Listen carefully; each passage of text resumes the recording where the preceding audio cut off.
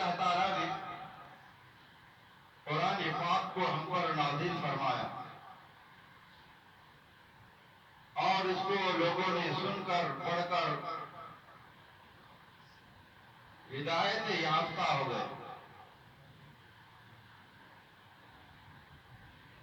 یہ قرآن لوگوں کے دلوں کو چیرنے والی ہے۔ جو کوئی اس کو سنتا ہے، جو کوئی اس کو پڑھتا ہے، جو کوئی اس کو عظمت کی نگاہ سے دیکھتا ہے، اللہ تعالیٰ اس کے رتبے کو بڑھا دیتے ہیں۔ اس لیے آتا ہے جو کوئی حافظ قرآن اس دنیا سے جاتا ہے، انتقال کر جاتا ہے اور وہ اپنے قبر میں ہوتا ہے، جس طرح سے فرشتے طواف کرتے ہیں عرش معلیٰ کا، اسی طرح حافظ قرآن کی قبر کا بھی طواف ہوتا ہے۔ اتنی بڑی عظمت والی کتاب ہے، اللہ نے ہمارے اوپر نازل فرمائی ہے۔ اللہ ہمیں اس کی قدر نصیب فرمائے۔ یہ کوئی معمولی چیز نہیں ہے۔ حضرت عمر رضی اللہ عنہ جیسے کو اللہ نے ہدایت عطا فرمائی ہے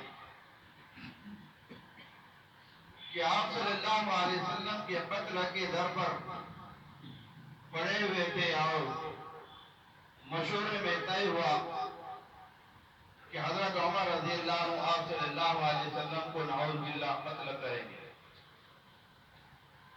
بیچ میں حضرت سعید رضی اللہ عنہ سے ملاقات ہوئی اور ان کے آپس میں لڑائی ہونا تھی کہ ان کے زبان سے نکلا کہ آپ کے بہن اور بہن بھائی مسلمان ہو گئے ہیں، تو سیدھے اپنے بہن کے گھر پر گئے اور وہاں وہ دونوں بہن اور بہن بھائی دونوں قرآن پاک کو سیکھ رہے۔ اس لیے آتا ہے خیرکم من تعلم القرآن وعلمہ، کہ بہترین شخص وہ ہے جو قرآن کو سیکھے اور اس کو سکھائے۔ سب سے بہترین شخص فرمایا۔ لیکن آج ہماری نگاہوں میں ہم خود جانتے ہیں کہ علماء اکرام اور حفاظ اکرام کتنے عظمت ہم ان کی دلوں میں رکھتے ہیں، ہم خود ہی جانتے ہیں۔ اتنا بہترین حدیث ہے خیرکم من تعلم القرآن وعلمہ، جو قرآن کو سیکھے اور سکھائے، بہترین بتلایا۔ وہاں جانے کے بعد حضرت خباب رضی اللہ عنہ ان کو قرآن پاک پڑھا رہے تھے۔ حضرت عمر رضی اللہ عنہ کی آہٹ کو سنا کہ کوئی آیا ہے، تو حضرت خباب رضی اللہ عنہ جلدی سے وہ تو گھر میں اندر چھپ گئے اور وہ جو صحیفہ تھا، جو قرآن پاک کا ورق تھا، کتاب تھی، وہ جلدی میں وہیں پر رہ گئی۔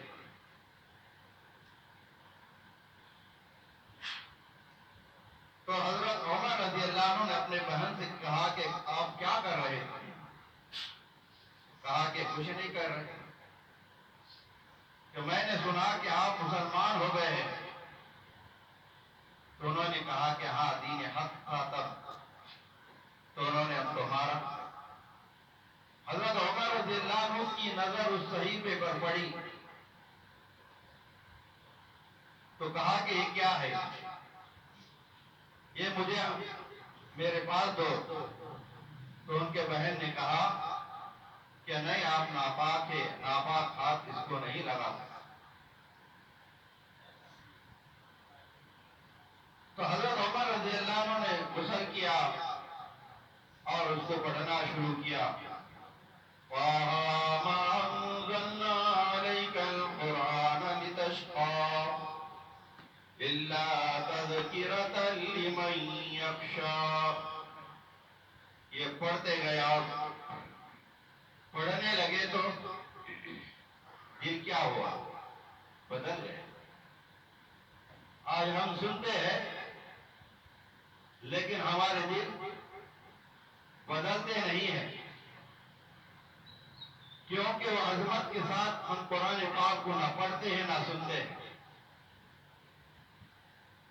قرآن پاک کو آج جس ادب کے ساتھ، جس عظمت کے ساتھ ہمیں پڑھنا چاہیے اور سننا چاہیے، نہ ہم اس کو پڑھتے ہیں اور نہ سنتے ہیں. اور سنتے ہیں تو ہم گانے سنتے ہیں، ڈی جے سنتے ہیں، 2 گھنٹے بجیں گے تو ناچتے بھی ہیں. لیکن قرآن پاک سننے میں ہمیں کراہت ہوتی ہے. لیکن یہ قرآن پاک اچھوں کی زندگی کو بدلتا ہے. کہ حبشہ کے بادشاہ، کفار کے مشرکین ہجرت کر کے گئے. مکہ والوں نے بہت سے تحائف لے کر گئے اور وہاں پر پہنچے. حبشہ کے بادشاہ کو وہ تحفے تحائف دیے اور مسلمانوں کو واپس لے جانے کی درخواست کی. مسلمانوں کو بلایا گیا اور مسلمانوں کے جو امیر تھے حضرت جعفر رضی اللہ عنہ، انہوں نے جا کر ساری باتیں بتلائی. مکہ والوں نے کہا کہ نہیں، ہمیں ان کے باپ داداؤں نے بھیجا ہے. تو حضرت جعفر رضی اللہ عنہ نے ساری باتیں بتلائی کہ ہمارے نبی صلی اللہ علیہ وسلم پر ہم نے ایمان لایا اور ہم نے ان کے اخلاق کو نزدیک سے دیکھا، ان کے اخلاق کو پرکھا. بچپن سے ہم ان کے اخلاق کو دیکھ کر آئے ہیں اور انہوں نے ہمیں ایمان کی دعوت دی اور انہوں نے ساری سب باتیں بتلائی کہ انہوں نے اچھے ہمیں عادتیں سکھائی، پڑوسیوں کا حق سکھایا، زنا سے ہمیں روکا، پڑوسیوں کے حق ادا کرنے کا حکم کیا، چھوٹوں پر شفقت کرنے کا حکم کیا، بڑوں کی تعظیم کا حکم کیا، یتیم اور مسکینوں کے ساتھ اچھا معاملہ کرنے کا حکم دیا. تو اس نجاشی نے کہا کہ تمہارے پاس اس رسول کی کوئی کتاب ہے، اس نبی کی کوئی کتاب ہے؟ تو حضرت جعفر رضی اللہ عنہ نے سورہ مریم کی آیتیں سنائی. سورہ مریم کی آیتیں سنائی. جب وہ حبشی نے قرآن پاک کو سنا تو رویا، بہت رویا اور اس کی داڑھی تر ہو گئی. اور انہوں نے کفار مشرکین سے کہا کہ آپ یہاں سے جاؤ، میں ان کو آپ کے حوالے نہیں کر سکتا. یہ قرآن پاک ہے، اس کی عظمت ہمارے دلوں میں آنی چاہیے. اس لیے اللہ تعالیٰ نے ہمیں موقع دیا تھا. اب جن لوگوں نے اس کا فائدہ اٹھایا ہے تو ان کے پاس تو نیکیوں کی انبار ہوگی. اور اللہ نے یہ رمضان المبارک کا مہینہ ہمارے لیے برکت والا بنایا. کیسا بنایا؟ برکت والا بنایا. ایک رمضان سے لے کر آخر رمضان تک پورا کا پورا مہینہ برکت والا ہے، رحمتوں والا ہے. کہ جب چاہو اللہ کی رحمت کو لوٹ لو، اللہ کی رحمت کو لوٹ لو، نیکیوں کو لوٹ لو. ایک نیکی پر 70، ایک نیکی پر 70 ہے. اور اللہ تعالیٰ نے اس مہینے کے اندر ایک رات شب قدر بھی رکھی. شب قدر کہ صحابہ رضی اللہ عنہم اجمعین بیٹھے تھے اور آپ صلی اللہ علیہ وسلم نے چند انبیاء علیہ السلام کا ذکر فرمایا کہ ان انبیاء علیہ السلام نے 80 سال تک سال تک 80 سال تک اللہ کی نافرمانی پل جھپکنے کے برابر بھی نہیں. اس میں سے حضرت ایوب علیہ السلام، حضرت زکریا علیہ السلام، حضرت حزقیل علیہ السلام اور حضرت یوشع نون علیہ السلام، یہ چاروں انبیاء علیہ السلام ہیں. انہوں نے اپنی زندگی میں پل جھپکنے کے برابر بھی اللہ کی نافرمانی نہیں کی. تو صحابہ رضی اللہ عنہم اجمعین کو تھوڑا سا افسوس ہوا. اتنی ان کی عمر، ہماری اتنی عمر، ہم کہاں سے ان کے نیکیوں کے برابر ہو سکتے ہیں اور کہاں قیامت کے دن ان کا ہم مقابلہ کر سکتے ہیں. تو اللہ تعالیٰ نے اس آیت کو نازل فرمایا. اِنَّا أَنزَلْنَاهُ فِي لَيْلَةِ الْقَدْرِ وَمَا أَدْرَاكَ مَا لَيْلَةُ الْقَدْرِ لَيْلَةُ الْقَدْرِ خَيْرٌ مِّنْ أَلْفِ شَهْرٍ. اللہ نے فرمایا کہ ہم آپ کو انعام دیں گے. کیا دیں گے؟ ہاں، انعام دیں گے. عمل کم اور نفع زیادہ ہے نا. عمل کم اور نفع زیادہ. ایک رات جاگیں گے. کتنے رات؟ ایک رات جاگیں گے اور 1000 مہینے کا ثواب، عبادت کرنے کا ثواب. یہ اللہ کا انعام نہیں تو اور کیا ہے؟ اس امت پر اللہ کا انعام نہیں ہے تو اور کیا ہے؟ لیکن اللہ نے اس کو پوشیدہ رکھا.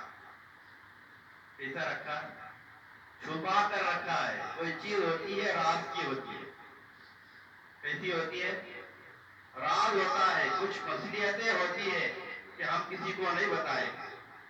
تو اللہ تعالیٰ نے حکمتاً اس کو راز میں رکھا تاکہ میرے بندے اس راز کو ادا کرتے رہے اور جتنی بھی طاعت کراتے آتے رہیں گی اس میں عبادت کرتے رہے. اگر اللہ ہم کو اس کو بتلا دیتے، کیا کر دیتے؟